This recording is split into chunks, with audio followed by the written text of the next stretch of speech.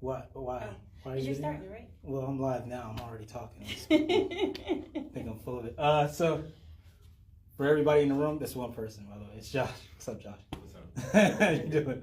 No, but for everybody else who ever gets a chance to pop in, this is the Black Advancement Incorporated's Black Male Substitute Teacher Program, which is part of a couple of our initiatives. We'll get into that in a second. This is our second information session of this year. July 2nd, we're at the Seabird Arts Library if anyone decides to drop by. But go ahead, Shanice. So before we get into exactly what the program's all about, we're going to tell you about ourselves. Black Advancement is a nonprofit organization that seeks to combat problems within the Black community through action and dialogue, this being the action portion. So on the screen, you'll see like a couple of different things that we do as far as other solutions that we have and that we focus on. One of which is the Operation Food Desert Storm. The garden looks better than this now, but that is a picture, a representation of what it looks like before. That's kind of a quick picture of the Black Teacher Backpack Program, which is also part of the Black to School Initiative, which is also one of the prongs that this is set under, the Black to School Initiative. So next slide, Shanice. So what was the purpose of us doing this? And we'll get into the other part in a second, but basically Black Advancement's idea behind this was to get as many Black males as possible into the schools, understanding that it's incredibly difficult to become a certified teacher, and that requires a lot of schooling, which also requires a lot of money, and all the other things that come with being a good teacher. We wanted to see if we could find some people who are already kind of professionals, who had some of the qualifications to be a substitute teacher, to be able to go into the schools and have representation in terms of Black males there, specifically for our Black male students that are in Frederick County. And this is the latest stats that we were able to find. This is from 2023, so it's a couple years back, but I don't think that they've changed too much. This is from a while ago, but I don't think the statistics honestly have changed very much. Basically, it talks about how much the staffing, how the population of the schools is about 50% white, and then a variety of other people, but how the teaching and the staffs themselves are like 85%, which can play kind of a role when you don't see people in your own skin tone, so to speak, in positions of power or positions of responsibility. So that can kind of play a mind trick on you to think that certain people are supposed to be in charge and maybe I'm not, kind of thing. That's subconsciously, I would say, but that's neither here nor there. And this chart is just a simple illustration of that. So, next one. So, we're gonna both give our experience. I'll give mine first, and so that way it's quicker. And then Shanice can give her more extensive one, and then she's gonna go into kind of the rules and regulations of how to become an actual substitute teacher itself. And I'll chime in here and there with the process, considering that I have substituted now a couple times in my life in terms of being a substitute teacher. So prior to getting my more permanent job, I was substitute teaching after I had bad groceries and I got a 55-cent tip, and I was like, it's gotta be a better way than this. I've been kicked out of better homes than this. So I went ahead and applied to be a substitute teacher, and it was for me personally, it was the best job I've ever had. But I was profoundly impacted by how much the kids looked at me from a position of being like, it's good to have one of you in here. I oftentimes would go out in the community, and these wouldn't be, earth-shattering classes. It'd be like gym classes. I'd have art classes.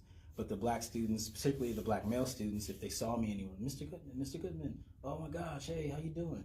And of course, me being the person I am, I was like, hey kid, I don't know you. And roll up the window and keep it moving. No,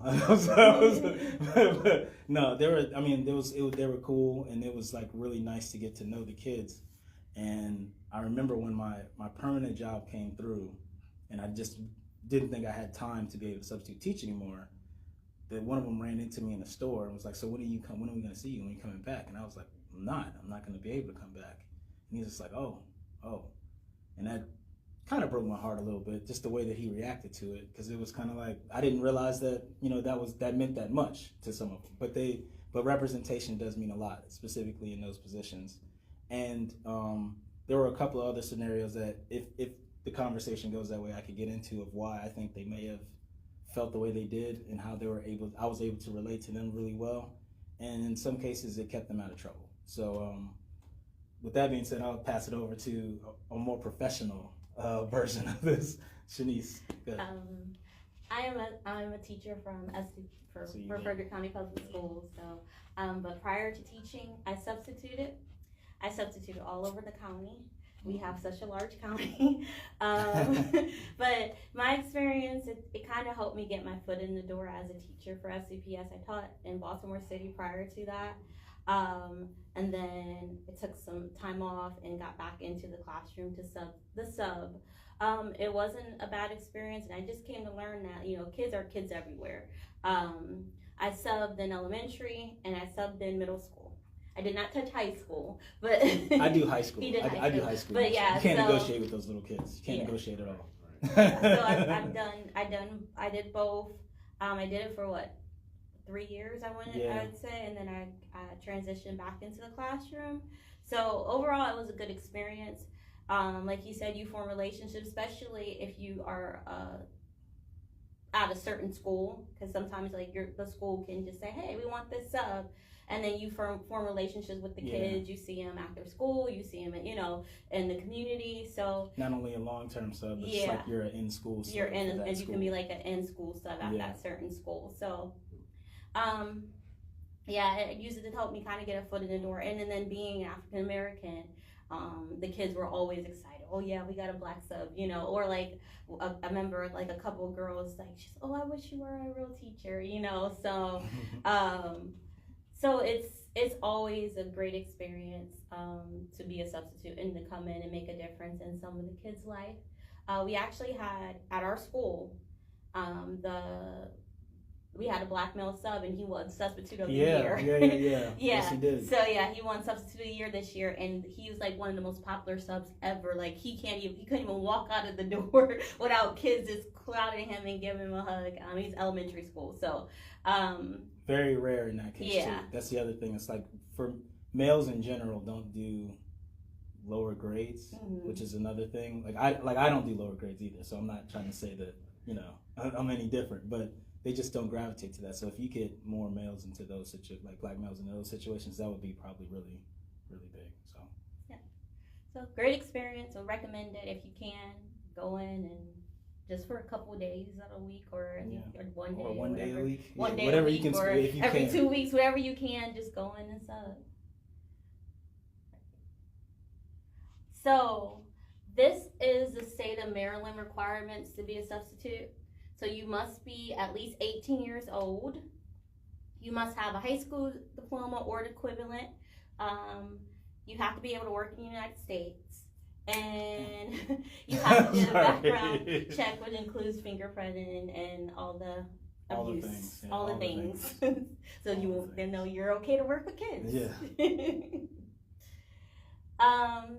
So now FCPS also has their own special requirements. So classroom teacher substitute must have at least 60 credit hours from college. So to actually be a substitute in place of a teacher, you have to have 60 credit hours from college. Roughly a sophomore. Roughly if you got through sophomore year. Yeah. Even if you didn't graduate, if you got through sophomore year, you could qualify to be a substitute teacher. So.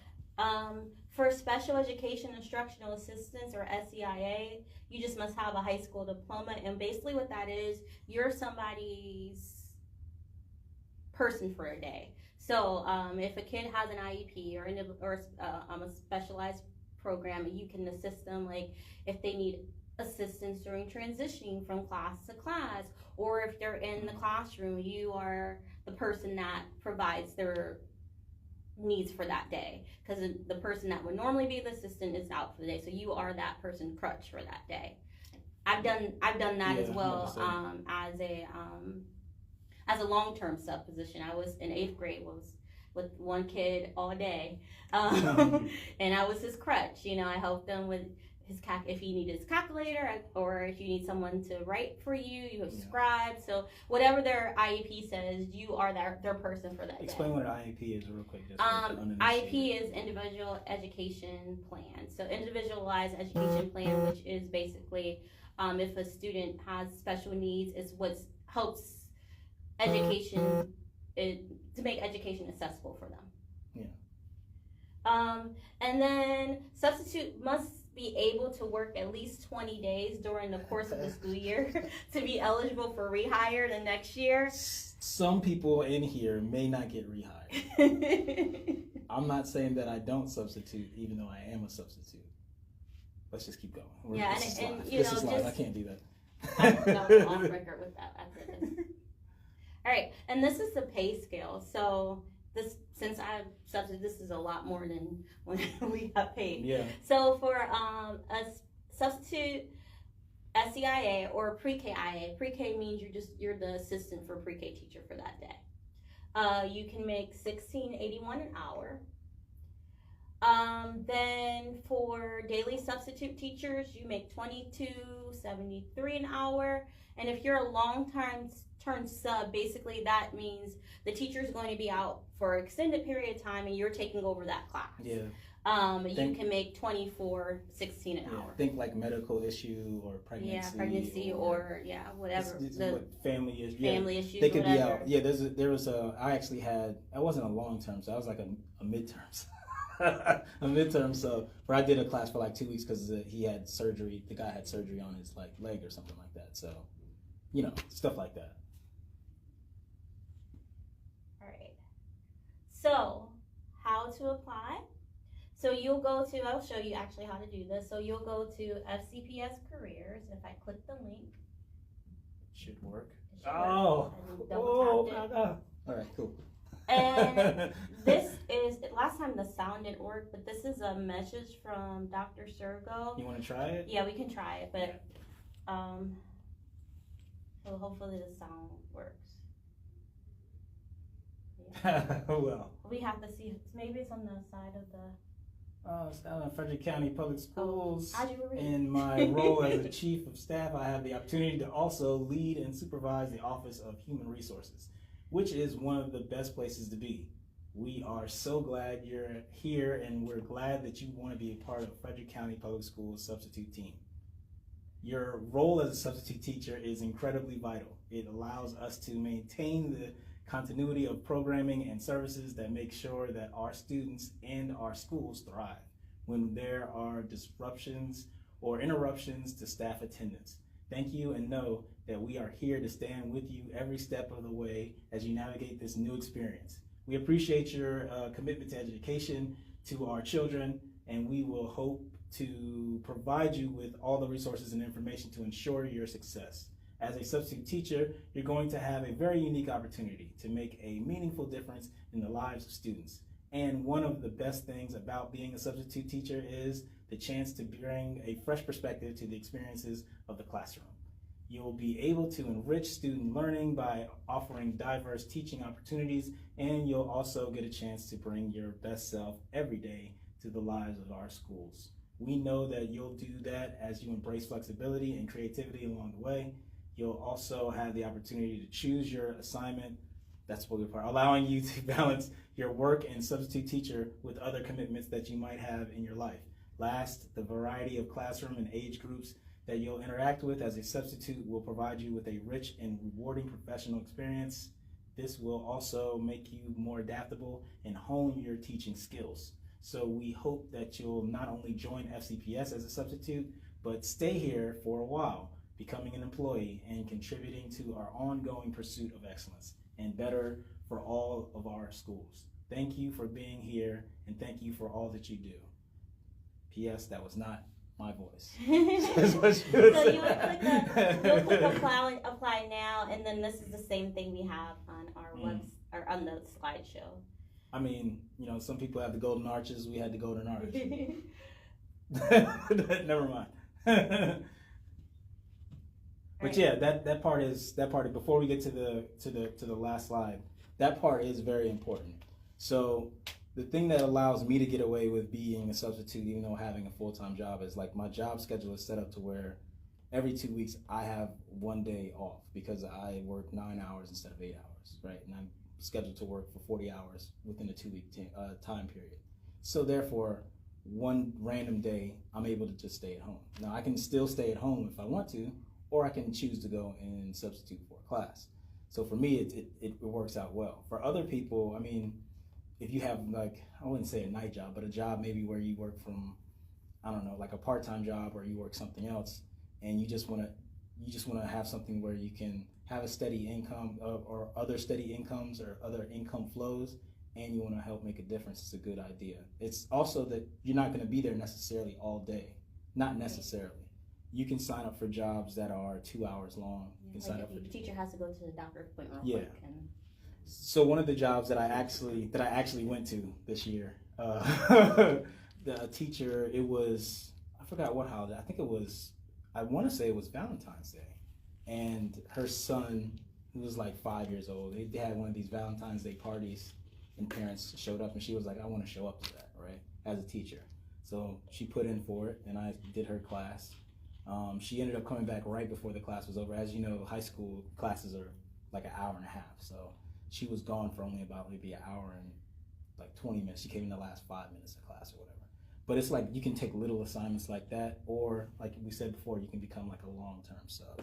So it's a lot of variety in there, and there's several different ways to be able to be contacted by them and to see the options and or hear the options. You can either get telephone calls, or they would ask you to download this app called Frontline, where basically on Frontline you get to see a bunch of the positions that are open and see whether you want to take them or not. And one thing you can do too, you can select the feeder pattern that you want to. Yeah, there's that too. Sub in. So say if you want to sub at like